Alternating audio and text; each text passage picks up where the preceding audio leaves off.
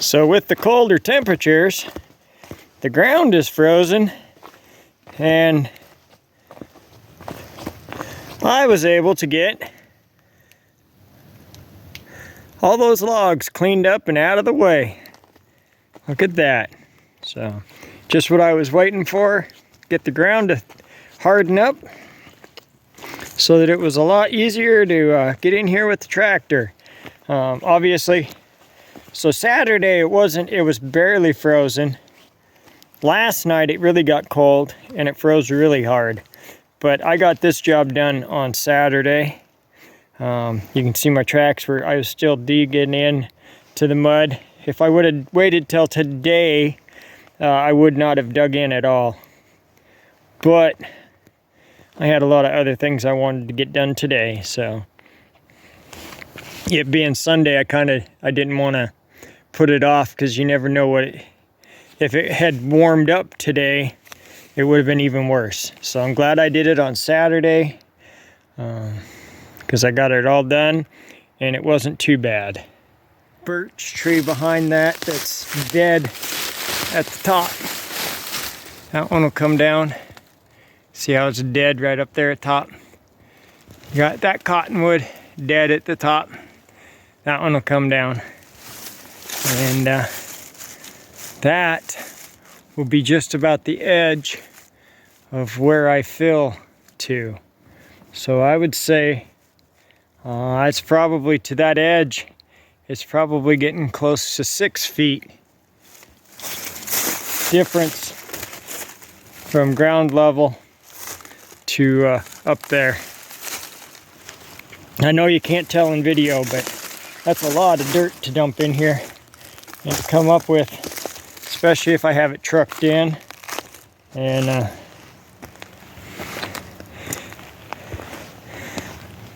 I don't know. I'll have to see what I can do about that.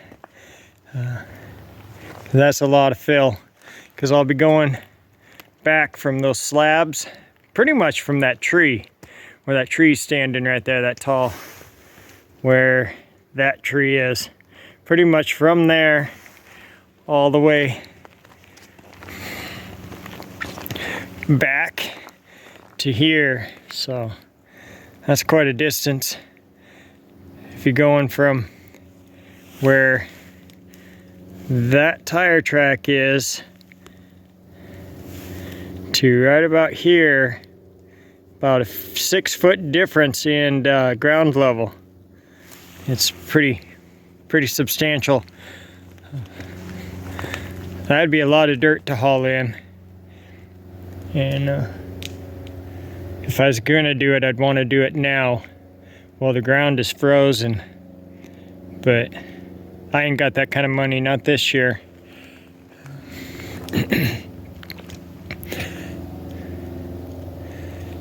And I can't be digging into my hillside very much more without cutting down trees so that they don't fall down on top of me or my cabin.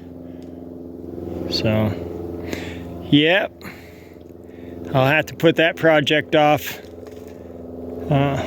this year for sure. But I did get the logs picked up. This is eventually where I want my sawmill to go, so that I can drive in with my tractor this way and put the logs onto the sawmill. And the sawdust will be going on this side of the sawmill, and I'll have a trail back around to the side of it so that I can get in with my tractor to collect the sawdust.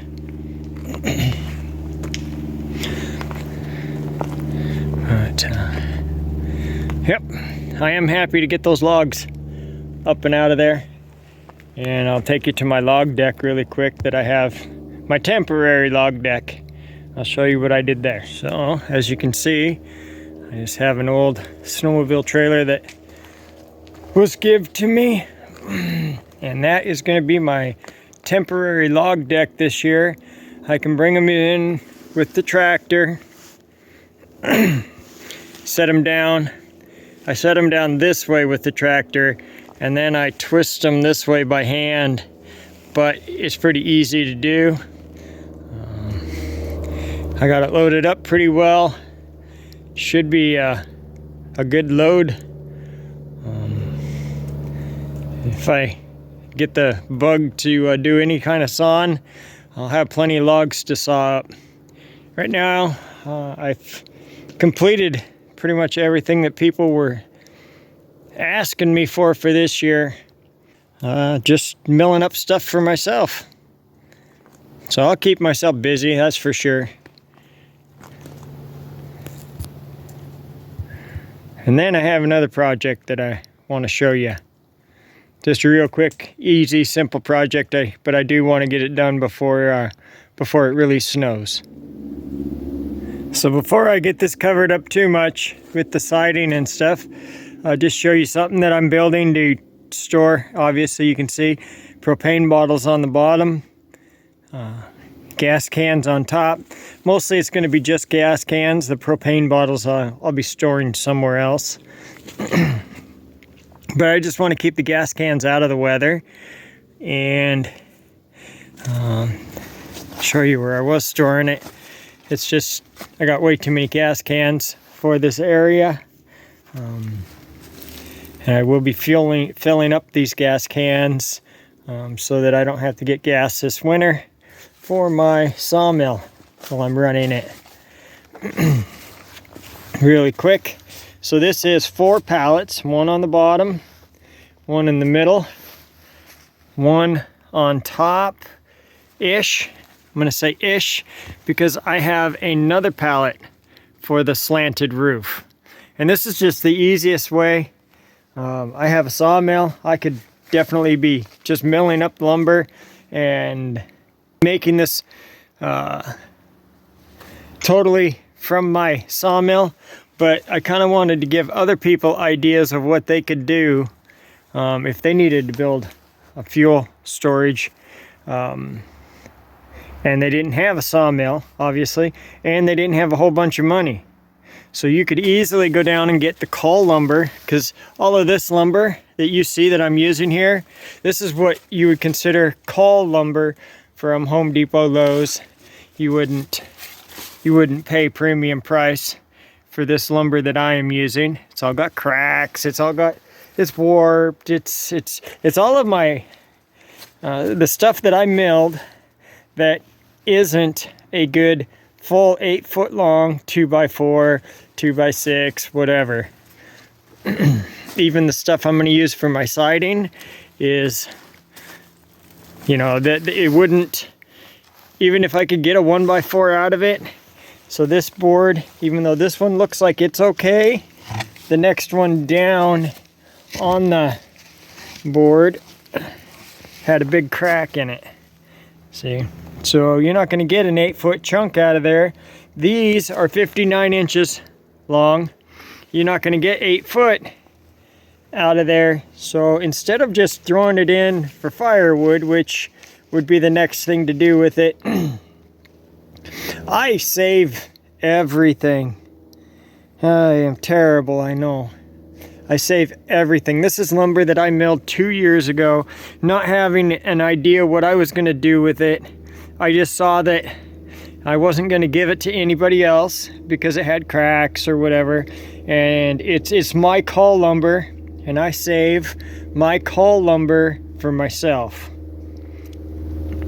to use on projects just like this. Yes, my chicken coop is still going to be built with my own cull lumber. It's just how I am. I cannot throw anything away.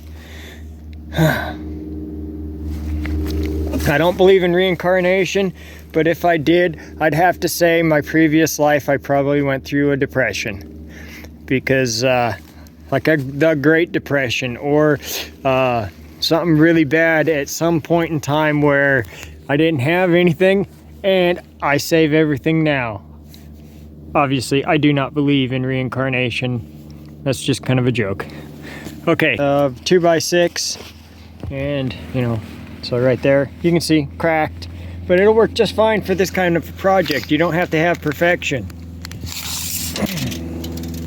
And I am making them 20 inches apart, in between, 20 inches from the top of here to the bottom of there. And it's obviously, I just need about 16 inches for a fuel can, but that's just gonna make it easier to get that can in and out of there, because I am gonna have walls on 3 sides and a door on the front. So I want to be able to have easy access so I can get to those cans in the very far back. All right. I could make it so I could open up the sides as well, but that just more hinges, and I am trying to do this on the cheap, and because I am cheap. This is gonna last me forever, and I'm not gonna spend tons and tons of money on it. If you have money to spend and you want to, more power to you, go for it. I say try to do things as cheap as possible and use that money for other things. So these are going to be the walls, and I'm gonna start getting some of those put together, and I'll bring you back when I get that done. All right, so there is the wall from the outside, and I'll bring you around and I'll show you what it looks like on the inside. Just like that. See, it doesn't have to be right up tight. They don't have to be square boards. For this project, you're just overlapping them so you don't have any air gaps, and that just keeps most of the weather out. Because this is a fuel shed, I don't want it to be airtight. If gasoline, you know, these cans, they vent, and if it wants to vent, I want to let it vent, and I don't want it to trap it inside a building or inside a structure. I want it just to go out. I just want to have somewhere to keep my fuel out of the rain and the snow and all the weather. And I will have it stationed so that it does not get direct sunlight in the summertime, because then it'll heat up and cause problems with gasoline. Here, there's the back wall, and it's just kind of tied up against my garden fence here, and all my junk. All my treasures, huh? And then there is the third wall done. Can't get a really good view of it just because it's so tight in here, but so I just have the roof to go, and I already have the metal collected for that. I've had that for years, and it was free when I got it. And like I said earlier, I never throw anything away, and I collect stuff because you never know when you're gonna need it. And if you have the ability to store it somewhere, I recommend, especially with the way the world is going right now, if somebody else is wanting to throw something away, I recommend you collect it up. Especially if you're somebody like me who will, you know, make a roof out of something like that. And, you know, it just, you never know. You never know when you might need a little scrap. You'll be in a pinch and you can't afford to go do something. Might be nice to have a little bit extra, especially if you didn't pay anything for it. And you might have seen my little ammo can here. This is something else that if you can find somebody who sells these for cheap, I recommend getting those. If you ever have the opportunity at a garage sale to pick one up, a dozen up, 100 of them up, I recommend getting them, especially if, again, you're a builder and you go to garage sales. So I have 1 5/8" decking screws in there. Picked those screws up at a garage sale. He bought a 5-pound box. He used maybe about a half a pound out of them. Let's just say a pound out of them. And then he sold them for $3 at the garage sale. And I picked those screws up years ago. Brought them home, dumped them into one of my ammo cans, and you know, the ammo can has a seal on it.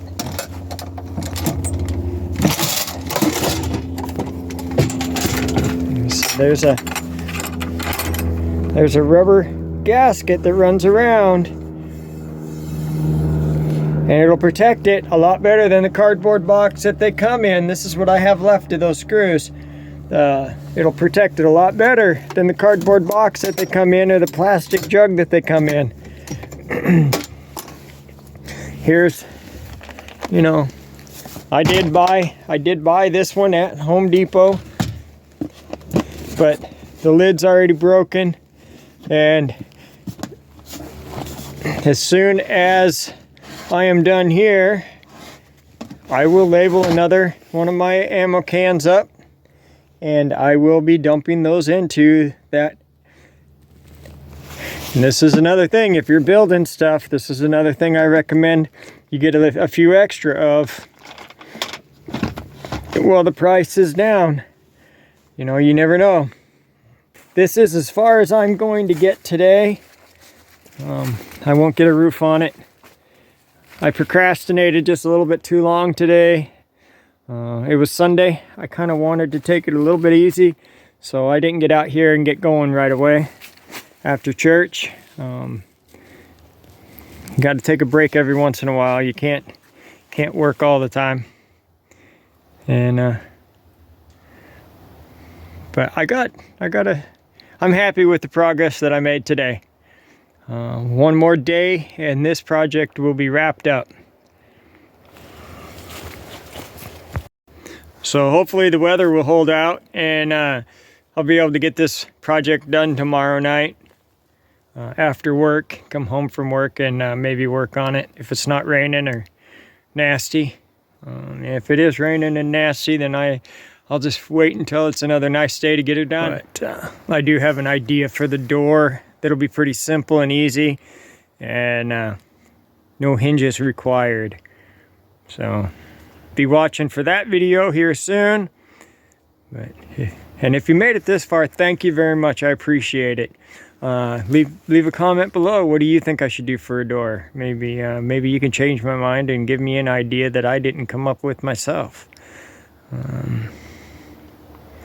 Other than that, thank you for watching this edition of Not So Remote Alaska. And until next time, may God bless and keep each and every one of you. And with that, I'm out.